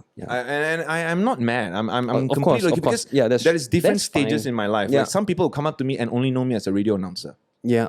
Some people come up to me and only know me as an actor because I Right. acted in Police Evo. So Yeah. for me, when you come to me and you tell me where you know me, I will know from when you know me. Yeah, which so, year. So a lot of fans or like friends who DM me sometimes and they'll be like, dude, like I supported you since your freaking So You Think You Can Dance. And when I see somebody who watched me since So You Think You Can Dance do it, I always send them a very long message like, Yeah. bro, first thing Yeah. is thank you so much for supporting me and sending all that SMSs back then. Because some people would say, Yeah. bro, 10 years ago, I would take my mother's phone to And SMS. and it's so funny. Someone would say, "Bro, I've been supporting you since day one. Since you were in Fly FM." No, I had more days before Yeah. that day one. You know what I mean? But I appreciate that. Yeah, but, you know? but it's fine. For me, it's fine. Like some people would call me social media influencer because they don't know what I've done before this. And Yeah. I don't blame them because Yeah. I would usually blame me for not being famous enough. Me for not being You're for not- famous enough, but probably you for me not don't- doing enough. Yeah. I could have done so much more. But sometimes I'm Dude, like, you're doing so much, guys. FYI, Dennis is one of the craziest guy I know when it comes to work ethic. Tell them how many hours do you usually sleep a day? I mean, this was way back then. This was pre-COVID. If you're talking about pre-COVID, then Yeah, yes, we say I was- pre-COVID lah. I was busy, like. I mean, You would fall asleep while driving. I would fall How asleep many while times? driving, or so many times. Fall So asleep. many times, bro. Dude, This guy. If you ask any Eleco Shot member, they have seen me falling asleep standing up. Yeah. Radio. I was Yeah. on. Okay, so after. Yeah. So let's get into the radio. There was this one day to all my Fly FM family. What's Yeah, up? what's If up? you guys seen this, you all know. So I was sitting on the sofa, right? Then it was having like some ceramah. Some guys came to Fly FM and was giving us talk. Hmm. You have to know. I woke up 4:30. I went on radio 6 a.m. We finished 10 a.m. Then after that, we have our breakfast. Breakfast till about 11:30. We go back to our office and then we're going to go run through the show with our music producer. Finish that 12:30, 1 o'clock. We have probably a group meeting, probably until 2 o'clock. Finish 2 o'clock, we'll go back downstairs to record Crappy Call, to record all the other features that we need to show the following day. Yeah. So I'll probably finish about 3, 4 o'clock. Finish that already, I will straight fly to my gym and then work out for another 3 hours. I will finish that whole entire thing by 7 p.m. Every single day, I will work out 3 to 4 hours. After my work, I would fall asleep while doing my sets. My partners have seen me doing that, my gym partners. Like, I'll literally do my leg pull down, pang. Then my friend will, hey, Dennis. Oh, yeah, next set, okay. How do you? It's almost impossible, bro, for your body and your physical. But I did it. Because at that's that- why you're At that time, I keep telling myself there is nothing you cannot do unless you just don't put your effort into it. Yeah. So And a I lot was- of people chase the dream, they just do two things. I know a lot of creatives in the industry, they do two things, they call it a day and they say it was a busy day. Until like I hear your one, I'm like, God fucking damn. Yo, to be honest, I Work ethics, bro. I miss being busy. I really miss. People said, Dennis, you're very busy now. I said, guys, This is nowhere near if busy. you knew what I was doing Yeah. before COVID, like I was busy. Now it's like I'm busy just sitting in my gym. It's not that I don't like it. It's Yeah. just that I know I can do more. But it's just that I have a responsibility. Yeah. I have a commitment to the business that I built. Yeah. And I have to do it. Like, And also because of COVID. yeah, so because of COVID, I had to fire all my staff. I had to lay off everybody because at that point I thought of shutting down the gym. I couldn't continue, and I put in a lot of money to opening this gym, I and it know. was all cash. It was all my know. money. I worked. Now that y'all have the story of me starting working at 14 years old, you have to understand. I was my nickname in high school for all my friends is Kiam Siap Yeah. and Kedekut. Yeah. This was the two things that I was. I Yeah. was Kedekut. Even though I was earning way more than a lot of people at my age, Yeah. I would not spend money for myself. Yeah. Friends would be celebrating birthday at Tony Roma's. I would literally run to chicken rice shop, order 2 rice, 1 soup for Yeah. 1 ringgit, and then just do that Yeah. to save money because I knew how I hard. remember that. I knew how hard it was. My to, ex-girlfriend told me that before. Oh, really? Yeah. Yeah. So That they will be eating mamak and you will go outside and like buy something, come back, and then you I would probably like, eat bread. Yeah. Yeah, dude, like a lot of people back then call me Kiam Siap, right? And at this time of age, right, everybody just wish they knew how to save money like me. I That's true. started to become more relaxed with my money when I met my current wife. It's not that she teach me how to splurge; she teach me how to treat myself better. Before this, I always think that I don't deserve anything and I shouldn't buy this, I shouldn't buy that. I always say that I'm poor. Every day, like I'll say I'm poor, I got no money, I'm poor, I got no money, I'm not skillful, I'm no talent. Or I will say that to myself every single day to push myself to do better. Every single day, that will be my mantra inside head. People say, Dennis, that is very unhealthy. But But if it works for you, no, it was not. It works for me. So bring back to my high school years. There was this one time when I was from 15 years old. I told you before I was bullied in high school. Yeah. So that really scarred me quite badly. And back then I had a few people that I called friends, but they were basically taking me for a joke. I was that loser guy who they would be like, Dennis, can you do 10 push-ups? I couldn't do a single push-up. Then they'll be doing 20 push-ups in front of a girl, and then I did 3 and then I fell. So that was Dennis in. okay. So I was always constantly bullied and to be able to feel like shit like that. And back then when you were young, you like a certain girl, and if that girl don't show interest in you, you feel like, oh shit. Then they like your friend, then you're like, Oh, my friend is much cooler than me. I'm shit. I'm really. So I start to believe that narrative of myself. Yeah. That I'm shit. Yeah. And I'm shit. Yeah. So I keep telling myself, do better. Do better. Do better. That's the do part better. that a lot of people don't do. They tell themselves that, oh no, I'm not gonna do it. I'm so shitty. I got no skill. I got no talent. I'm nothing. But then they really believe it and do nothing. But you did the opposite. That was also because You tried to prove yourself wrong. See what I did there? But it was really you can say definitely it was to prove myself wrong, and also to show myself that I'm more than what people say I am. Yeah.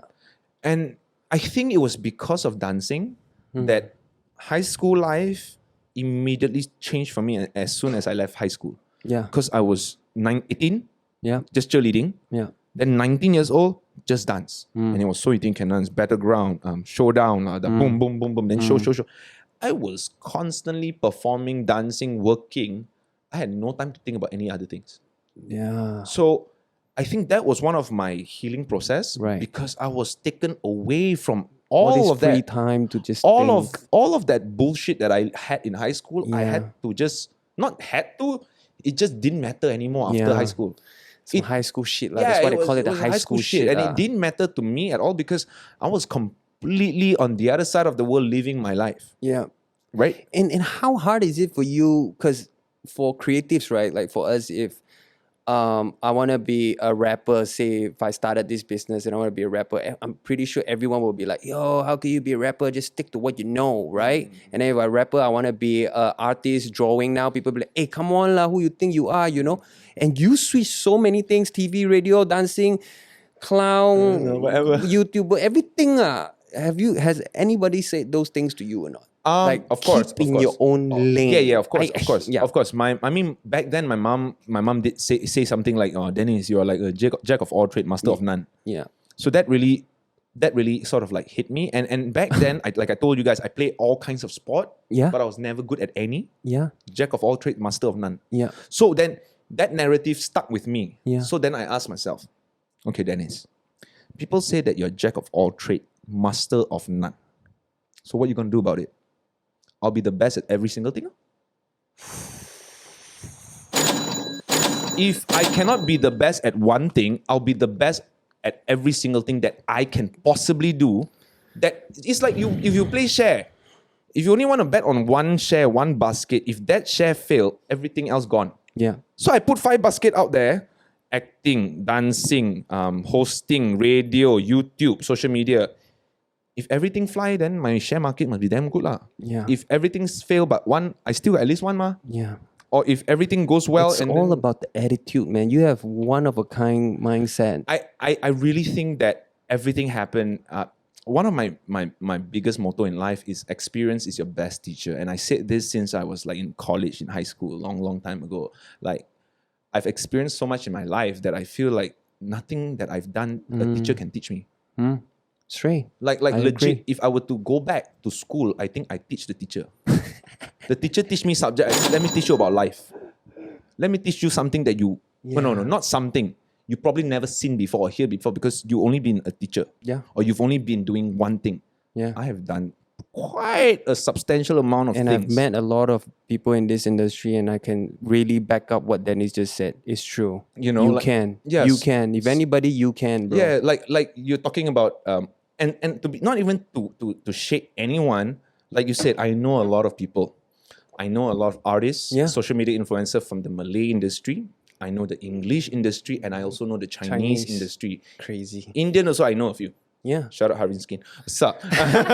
Shout out Sarvinsky. So for me is a lot of Chinese influencers don't speak to English influencers. yeah. We have this thing in English influencers don't speak to Chinese influencers. Business, music, all like that one. The only Yeah. reason why is because of language barrier. Yep. And It's the language you barrier. can speak Cantonese. I cannot speak Cantonese or Mandarin really well, but You try. I try. Yeah. And for me, it's not about like, oh, I want to talk to him, because no. For me, everybody is friend, everybody is in the industry, and I like to get to know everybody, and everybody has their own values. And takkan because, oh, I started YouTube first, you're after me, you're like, yeah. no. For me is like all the new ones, like I really look up to them Yeah. at how hardworking they are to become what they want to be. All these 23, 24, 25-year-old TikTokers, Chinese YouTubers, or whatever, right? Dude, they are so set on what they want to do and what they want to be that there's nothing else that can take them away from that.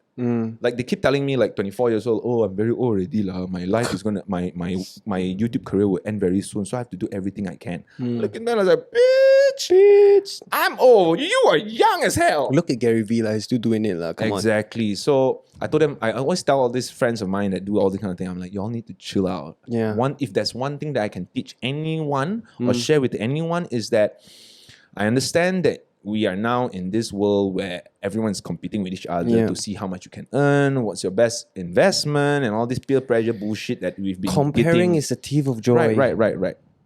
For me, I keep telling people, do you know what struck me the most when I hit 30 years old? Is that I'll never be 20 anymore. Oh, straight. Right? Yeah. To me, the only thing that struck me wasn't anything else, but I will never, ever Be that 20-year-old. be that 20-year-old anymore. So meaning to say, my life from 20 to 29 has come and gone. Yep. And now I'm moving on to the next stage of my life between 30 to 39. Yep. And whatever happened between 20 to 29, it was fun. Yep. Could I have done more? Yes. Yep.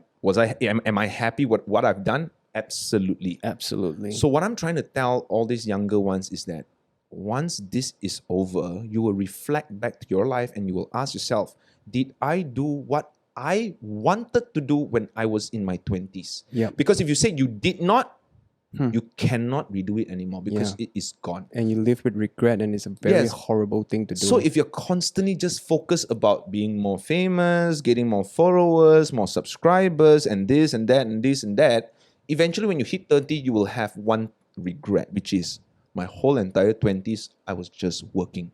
Then you come to 30s, guess what? You are continue working. yeah. 40, working. 50, working.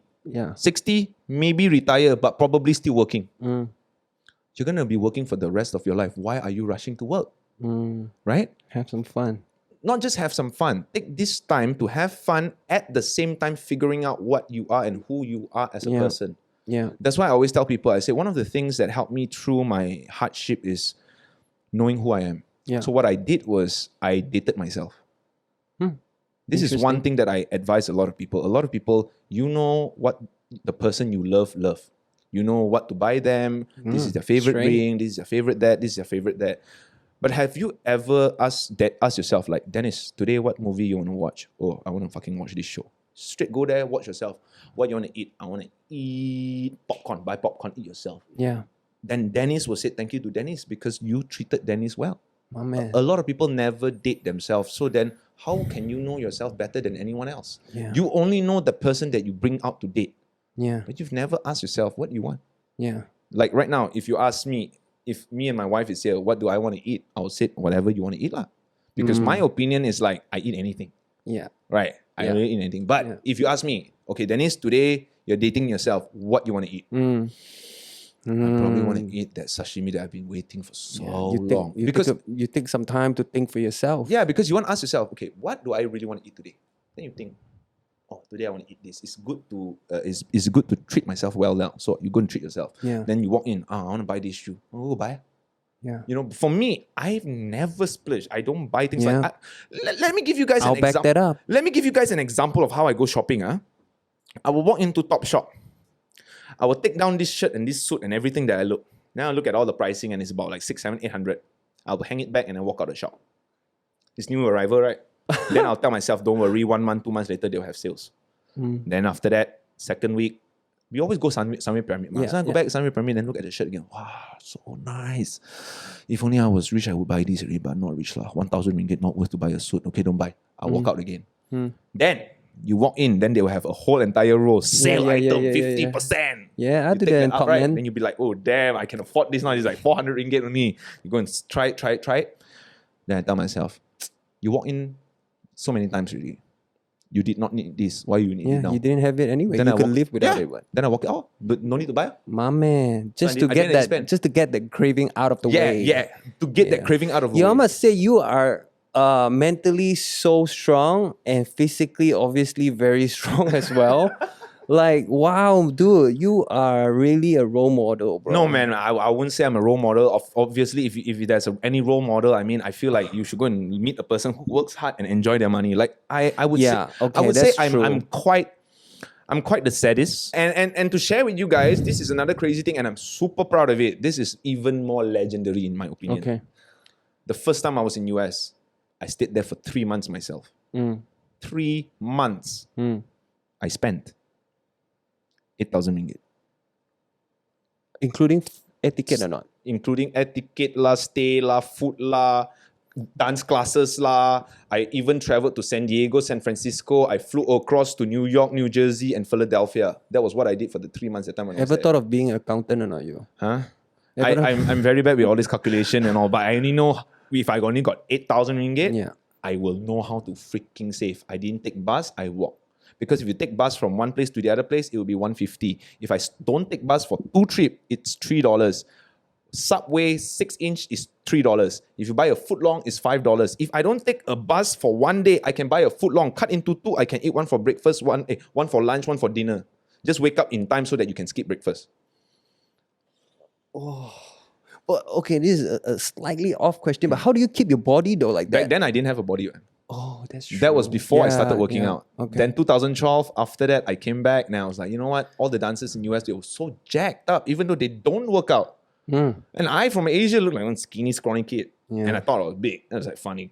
So I came back, I asked my friend, train me. I started training. Then the next year, I went back there to the competition. I was buff. People be like, Dennis, Yeah. last year you were smaller than me. This year you're bigger than me. Yeah. You think Asian guys small, is it? Huh? What's up? Chest pop a bit. What's up? That was also one of the reasons why I wanted to build my body, because my friend was a dancer from Sydney. He went to LA. Yeah. Then he said, Dennis, there are not many Asian dancers who do choreography and who has a body. Yeah. Why not you go back, train your skills in b-boying, some stunts, get your body right. And back then I had a lot of pimples. Yeah. You probably remember my face Yeah. back then, right? So he said, fix your face and then come back next year, try to do the audition. He said, you would most likely get it. But I'm like, do I really want to stay in US and work there? I would love to go for the audition, but I honestly don't think I'll get it. I don't know why American people had so much faith in me. I feel like I won't get it. Because when I went to the class, the kid standing in front there is way better than me. I stand way behind there. I was like at the exit. Like if this was the exit door, I stand right next to it. Class over, open the door, first thing to run out is me. Why? Because I'm embarrassed as fuck. Like literally the kids are so good. So it was weird for me when I come back to Malaysia and other dancers make me feel like they are better. Like I'm not saying I'm good, Yeah. Yeah. but no one in Malaysia is as good as the kid that I saw in US. You see what I mean? Yeah. Why when people said, Dennis, you're a good dancer, you're a best dancer, I said, no. You need to rephrase that because I've seen what I've seen and I cannot unseen that. So for you to say that I'm a good dancer or best dancer is like Yeah. an insult to me Right. because I'm nowhere near as Yeah. good as they were Yeah. back then. So now they're even better. And what am I? Right. I'm just a boy who loves to dance. I'm not a best dancer. I'm not a great dancer. I'm just a boy who probably won a few competitions back then and now he's moved on. A lot. Oh yeah, actually a lot. Lah. Yeah. Yeah, back Very then, humble. Back then, Leco Shot really went into every competition. We would tap Every- out and win every single one of it. Every If single we one cannot of it. win number one, we'll be number 2. Yeah. But number 2 is probably like 3-4 times out of like 10, 20. Yeah. Man, dude, well, we have so much to talk about, Oh, but so because of much. the time restriction. Oh my goodness, it's 10:35. Yeah, I know, right? But yo, last two questions lah. Last two let's go. questions, okay, before we go. First one would be, what would you say to the dancers? Because I would still love to believe that people would know you as the dancers. I hope so lah. And I have a lot of dancers following me, so I want to know what you have to say to dancers right now, and Okay. and then I'll move on to the next question. Now, I think for me, at this current moment, I hope for all the aspiring dancers Yeah. that they will have more passion and more fire to really, really get better in dancing. The reason why I say that is because all the dancers who are good, and aside from all those who started back then, okay, I'm Yeah. not talking about the dancers that I know back Yeah, then, yeah, because yeah. back then and now it's Very- completely different. Back very then, people different. would stay in the freaking studio for hours and hours. Yeah. Right now, they stay in their house with LED lights doing. That's true. Okay. I'm not saying it's bad. I'm Yeah, not saying yeah, it's yeah. bad. Yeah. It's TikTok and K-pop music is the same to me. Yeah. It got more people dancing, Yeah. and to me, it's always great. Yeah. You it's get just more- it's just a different time. You get more and more people to dance. That means dance will eventually get better. Yeah. Correct? Correct. Wrong. Right now, everyone is getting better because they're learning TikTok dance. Yeah. Now, if you're doing TikTok dance exactly like how that person did it at the start, then you're great. Okay. But the thing is, it evolves, and then now Yeah. like you see all the But- TikTokers, they do all the dance like that. yeah. They do Okay. it like 10% only. But let's take those TikTokers dancers away. Let's Okay. talk about real dancers. Okay, real dancers, right? Yeah, real dancers. I think right now, dancers, I mean, because There's no more dance competition right now. we are in a lockdown situation. And Aside then, from lockdown, even before the lockdown, there was very few dance competition really. There were- compared to Astro Battleground Showdown, you know what I mean? Agreed. Yeah. Because then suddenly the whole entire trend of dancing changed. Like Changed. Astro Battleground got cancelled. There was Yeah. no more showdown. Yeah. And all this kind of thing. So there was no platform for dancers to really. Yeah. So now show these dancers themselves. are kind of like lost. Where do we go? Dennis, where do we go? The thing was, all the dancers was like, where do we go? Where do we go? There are a lot of dance competition that are not on TV back then. Right. So my question was, when the organizers organized those competitions, Where were you? where were you? Yeah. Why didn't you join? Yeah. Because you were not good enough. If you're not good enough, then you should join because it gives you experience. How did I got better over the years back then was because I constantly competed. Yeah. If I would have taken classes, would I have gotten better? Probably not. But because I had to put myself into a situation where I was uncomfortable to compete against other people in front of everybody and to be judged, Yeah. that really, really helped you in the progression of improving. Yeah. Not just in terms of my dance skill, because everyone thinks my dance skill is good means I'm good. No, you've forgotten showmanship, Yeah.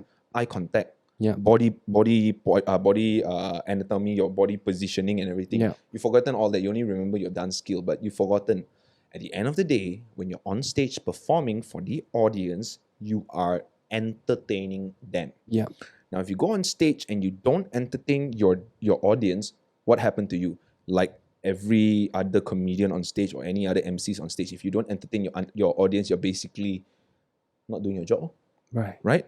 So for me, at that point, every time when I was competing, I was constantly having this mindset that whether or not they understand what I'm doing, at the end of it, I need them to be entertained. Yeah. That's all I care. That was I need them to be wowed, to be like, oh my God, you guys are so good. like really blow their minds. Yes. So I have to always keep that level. But nowadays, I see dancers, right? They are more dancing for themselves.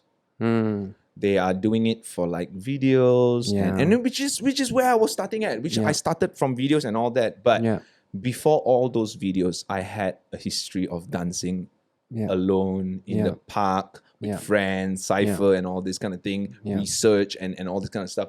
And also at the same time, sometimes, not all the time, some teachers are quite selfish. So meaning to say, if you're my student, you can only follow me. You Yeah. cannot follow anyone else. Yeah. Yeah. Then yeah. in that way, There was so much politics back then. yeah, and in that way, you won't be able to figure out who you are because Yeah. you are living under someone's wing. That's true. If you were to come out, learn from other people, gather all this information and see what suits you, which is the best feeling for you, Yeah. put all the skills you learn, put into a grinder, swallow it, and be you instead of being someone else's shadow. Yeah. So that was what I always advise people. Like, I see you, I know what you're doing, I know you're in a crew learning from your teacher and all this, but you need to find your own identity. You don't have to always live in the shadow of someone else's. You can be completely yourself as long as you know who you want to be. That's pretty much it. You don't have to follow rules, don't have to follow anything. Like, and dancers, just let me put this dancers thing, okay? A lot of people like, oh, Dennis, hip hop, not hip hop, this one, that one, blah, blah, blah, blah. But this is the first time I'm actually addressing it. Because there was this argument, this war, and all this bullshit thing to me. Like, and back then I was young and I don't dare to speak my mind. And to be honest with you, bro, I stopped freestyling because they deem me as not a hip hop dancer. Because at that time when I was dancing LA hip hop, then the whole entire war between LA hip hop and real hip hop happened. And then everybody said, you are LA hip hop, you're not real hip hop, you're fake. And I'm like, fuck. Have I been cheating myself all this while? So I'm a LA hip hop dancer now, so I'm a choreographer, I'm not a freestyler. Then I don't deserve to freestyle because I'm not a freestyler. So I completely stopped dancing in cyphers. Whenever somebody said, Dennis, enter, I walk away. Because of that fear of judgment. Yeah. Until today, I still have that judgment. And this is because of the freaking OGs who shared all these things. And I was this boy who just loved dancing. Yeah. And then when you say things like that to me, it impacted me and gave me trauma because I'm embarrassed. Yeah. I'm embarrassed to know that the style that I love and the music that I love are not together. The hip hop and the dance that I love to do are not hip hop. But then now, at this point of time, at my age, I look back, I ask myself, what made you dance? The core of my question, what made you dance? Because I love to dance, right? So I love to dance. When you started dancing, Dennis, what were the rules set? No rules. Yeah. Do whatever you want to be happy. Yeah. That was literally how it was, right? Then Denisin decided to go compete and then build his name and everything. Yeah. And then people started to judge you. But if you go back to the core, put everybody aside, put the culture aside, everything aside, you ask yourself, you love dancing? Yeah. Then dance. Yeah. You don't have to, I'm a ballet dancer, I'm a hip hop dancer, I'm a this, I'm a that. Yeah. I'm a dancer, I just dance. What style you do? My style. Yeah. Like Bruce Lee, he does not believe in no styles. Yeah, but back then they said Jeet Kune Do is not a real style. Yeah. Hey, they don't care, man. Bruce Lee is still freaking Bruce Lee, man. You know what I'm saying? Yeah. Like Jeet Kune Do, Jeet Kune Do is more famous than a lot of other styles you've probably never heard of before. Yeah. So, all in all, I eventually got onto this point, and also because I think I aged a little bit, I got to this point where I feel like there's no need to live in anyone's shadow or to be fearful of anyone else. Because at the end of the day, if the OGs or anybody who will step up to me and ask me, hey, you're not real hip-hop, my answer will be, took you long enough to figure that out. I'm not hip-hop. Then what are you? Just a guy who I don't know dance. the dance scene, the rap scene always got this real hip-hop, fake hip-hop shit. but It's so annoying. But for me, it's very simple. Yeah. You do you, I do me. You're not happy, I'm sorry. Yeah. Just do you. Like bro, if you're not happy with me, kau bayar aku duit ke? Yeah. Kau tak bayar aku? Yeah. Klien bayar aku, dia happy je. Yeah. Kau faham? Yeah. Kalau kau jealous, kau punya pasal lah. Yeah. Kau tak ada duit, kau punya pasal lah. Yeah. Straight. Like for me, it's like, yo, if y'all are beefing so much, what? Like what? Elon Musk is going to wait for you to build another space Z so that you can compete with him. Bitch, he's going to fly to the fucking Mars before you can even build your rocket ship. Right? So for me, what I regret was letting them dictate what I can do. Straight. Because they dictated that Denisin is not a hip-hop dancer, I stopped freestyling. And that was one of the things that I regret until today, that I stopped. Because I felt like I'm not good enough. I'm not a real hip-hop dancer. And I don't blame them, but I blame them. It's basically like when I was in high school, I was bullied by all the gangsters, right? Right. Same shit.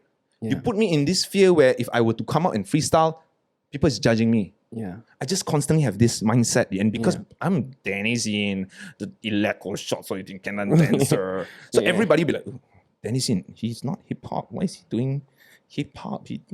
Bro, I'm just a dancer, bro.